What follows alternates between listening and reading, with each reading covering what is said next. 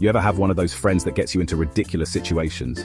Well, I'm Jim, and my buddy Tom is that friend. I was your typical nice guy, kind of a dweeb if I'm being honest. But there was this girl, Katie, that I was head over heels for. Just the thought of her made me swoon. The problem was, she was dating this meathead jock named Bob. I mean, what did she see in this loudmouth tough guy? I couldn't figure it out. So I turned to my buddy Tom for advice. Now, Tom, he's a smartass, but he's always had my back. This time, though, he came up with a plan so crazy it just might work. Dude, you gotta challenge Bob to an arm wrestling match. Winner gets to take Katie out, loser foots the bill.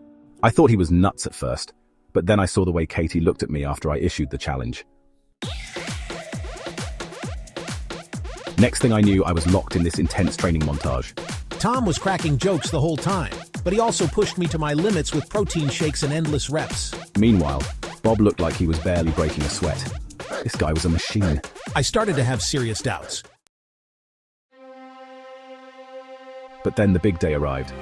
The gym was packed, Katie was watching from the sidelines, and Bob was there flexing those massive biceps. Tom leaned in and whispered something crazy about spiking Bob's drink. I pushed him off. I had to do this the right way. Katie placed her soft hand on mine, and my heart just about stopped. This was it.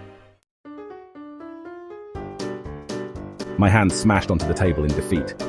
But then my face turned green and I just unloaded all over him.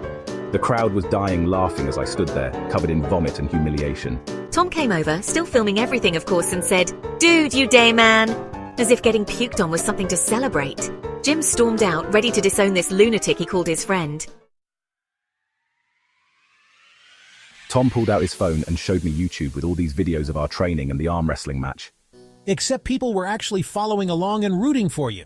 Thousands of views, comment sections filled with supportive messages calling you the ultimate underdog. Tom said people loved an underdog story and that I had become a viral sensation without even knowing it. But it got even crazier. We've been invited to a big meetup in Aruba this weekend. Apparently, there are tons of fans dying to meet the underdog in person.